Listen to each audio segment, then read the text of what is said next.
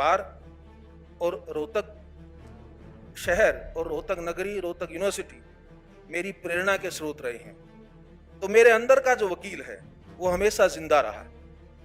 मैं किसी भी भूमिका में रहा, चाहे मैं एडवोकेट जनरल था या मैं हाई कोर्ट जज बना या चीफ जस्टिस बना हाई कोर्ट का या सुप्रीम कोर्ट गया या मैं भारत का मुख्य न्यायाधीश हूं, मेरे अंदर का वकील हमेशा जीवित रहता है। कि आजादी के बाद, संविधान की स्थापना के बाद, देश की एक इंडिपेंडेंट न्याय व्यवस्था बनने के बाद इंडियन ज्यूरिस्प्रूडेंस को और भारतीय जिसको कानूनी जिसको विचारधारा जिसको बोलेंगे हम, उसको बढ़ाने में, बनाने में, उसको सुदृढ़ करने में रोहतक बार का बहुत बड़ा योगदान रहा है। आज मैं चीफ जस्टिस ऑफ इंडिया की अपनी भूमिका में मैं उस योगदान को यहाँ एक्नॉलेज करने के लिए, उसका स्वागत करने के लिए, उसका स्मरण करने के लिए और उसका सम्मान करने के लिए आपके बीच में आया हूं। रोहतक बार के मेरे बहुत ही प्रिय मेरे परिवार के सदस्य, हर बार के मेंबर, सीनियर और सभी दूसरे, खासकर जो मेरे लिए बहुत ही मायने रखते हैं, मेरे युवा साथी वकील साहिबान,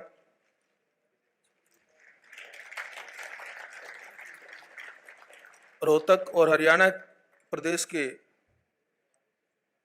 बाकी गणमान्य व्यक्ति जो यहाँ इस कार्यक्रम में आपके साथ पधारे हैं, भाइयों बहनों, दोस्तों, युवा साथियों, मीडिया के साथी हैं, मैं आप सबका सबसे पहले आभार व्यक्त करता हूं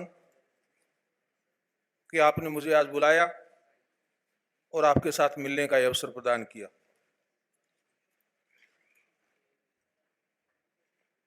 मैं थोड़े से समय में आज बात करूंगा, समय का अभाव है। कॉमनवेल्थ कंट्रीज के कुछ जज साहिबान दिल्ली में आए हुए हैं, मेरे आमंत्रण पर आए हुए हैं। मैं लास्ट ईयर, जब मैं चीफ जस्टिस ऑफ इंडिया तो नहीं था उस वक्त, लेकिन मैं भारत की जुडिशरी को कॉमनवेल्थ के प्रोग्राम में रिप्रेजेंट करने के लिए गया था माल्टा। तो वहाँ मैंने उनको निमंत्रण दिया था कि अगला कार्यक्रम आप अपना भारत में रखिए। तो मेरे निमंत्रण पर बहुत सारे देशों के चीफ जस्टिस, जज साहिबान और कुछ judicial officer, judicial educators Delhi में कल से आए हुए हैं। आप मानेंगे, मैं उनका चीफ होस्ट हूं। भारत अपनी इस परंपरा के लिए माना जाता है कि अतिथि देवो भवो, अतिथि हमारे लिए ईश्वर का रूप माना जाता है। उस मजबूरी की वजह से मुझे थोड़ा सा आज आने में भी देर हुई और जल्दी जाना पड़ रहा है। रोहतक बार में आने के लिए मैं बहुत ज्यादा बेचैन था। आपका प्यार, आपका स्नेह, आपका आशीर्वाद, आपका साथ, आपकी मदद और मेरे साथ हमेशा कंधे से कंधा मिलाकर के आपका मेरे साथ चलना मेरे जीवन की बहुत बड़ी उपलब्धि है।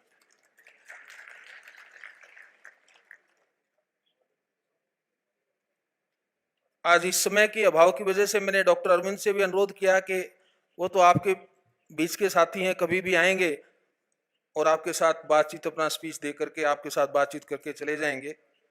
इसलिए कुछ दूसरे वक्ताओं को भी मुझे अनुरोध करना पड़ा, क्योंकि मेरी मजबूरी है, मुझे वापस आना है। रोहतक से मैंने लॉ पास किया। प्रैक्टिस मैंने जैसे हिसार शुरू की, फिर मैं चंडीगढ़ चला गया। तो दो किस्म की मैं समझता हूं कि स्थल होते हैं जिनका व्यक्ति के जीवन में बहुत बड़ा प्रभाव और बहुत बड़ा योगदान होता है।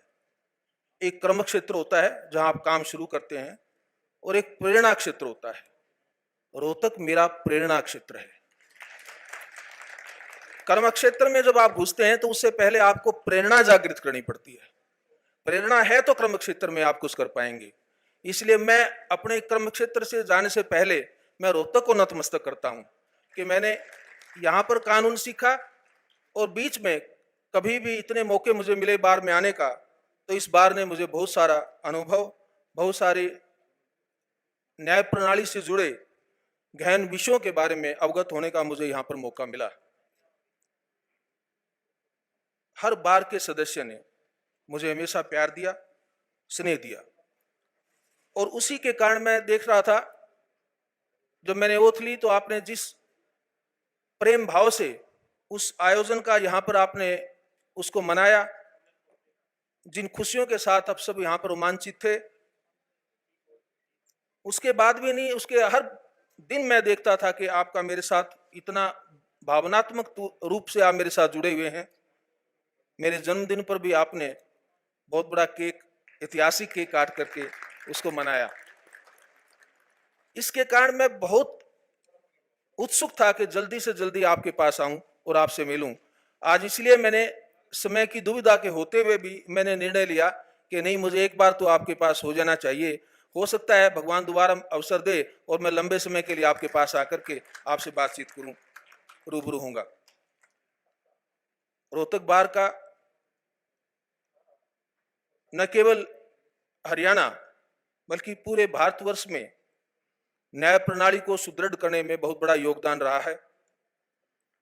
इस बार एसोसिएशन से न केवल स्वतंत्रता संग्राम के सेनानी, न केवल हमारी कॉन्स्टिट्यूएंट असेंबली के सदस्य, बल्कि देश की आजादी के बाद, संविधान की स्थापना के बाद, देश की एक इंडिपेंडेंट न्याय व्यवस्था बनने के बाद इंडियन ज्यूरिस्प्रूडेंस को और भारतीय जिसको कानूनी जिसको विचारधारा जिसको बोलेंगे हम, उसको बढ़ाने में, बनाने में, उसको सुदृढ़ करने में रोहतक बार का बहुत बड़ा योगदान रहा है। आज मैं चीफ जस्टिस ऑफ इंडिया की अपनी भूमिका में मैं उस योगदान को यहाँ एक्नॉलेज करने के लिए, उसका स्वागत करने के लिए, उसका स्मरण करने के लिए और उसका सम्मान करने के लिए आपके बीच में आया हूं।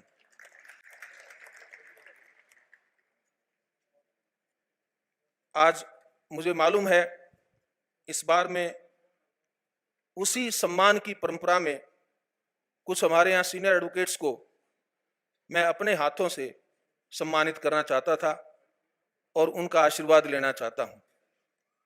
चूंकि मुझे जाना पड़ रहा है तो मैंने माननीय मुख्य न्यायाधीश न्यायमूर्ति श्री शील नागू जी से निवेदन किया है और उन्होंने मेरी प्रार्थना को सहर्ष स्वीकार किया है कि वो मेरे बिहाफ पर उन माननीय सीनियर मेंबर्स को सम्मानित करेंगे। मैं आप सबसे क्षमा भी मांगूंगा और ये प्रार्थना भी करूंगा कि उस सम्मान को आप मेरी तरफ से, मेरे दिल की तरफ से, मेरे दिल की गहराइयों से उसको स्वीकारें।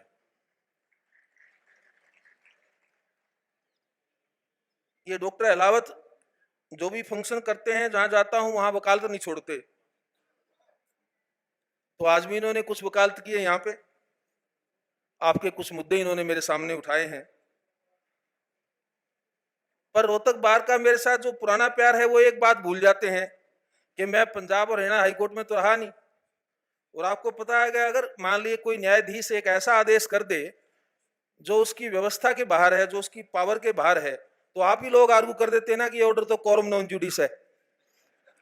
तो इसलिए मेरे से ऐसे किसी आदेश की अपेक्षा ना करें जो मेरी न्यायिक भूमिका से बाहर का हो। लेकिन मैंने बताया कि रोहतक बार और रोहतक शहर और रोहतक नगरी, रोहतक यूनिवर्सिटी मेरी प्रेरणा के स्रोत रहे हैं। तो मेरे अंदर का जो वकील है वो हमेशा जिंदा रहा। मैं किसी भी भूमिका में रहा, चाहे मैं एडवोकेट जनरल था या मैं हाई कोर्ट जज बना या चीफ जस्टिस बना हाई कोर्ट का या सुप्रीम कोर्ट गया या मैं भारत का मुख्य न्यायाधीश हूं, मेरे अंदर का वकील हमेशा जीवित रहता है। तो मैं इसलिए आपकी वकालत करूंगा।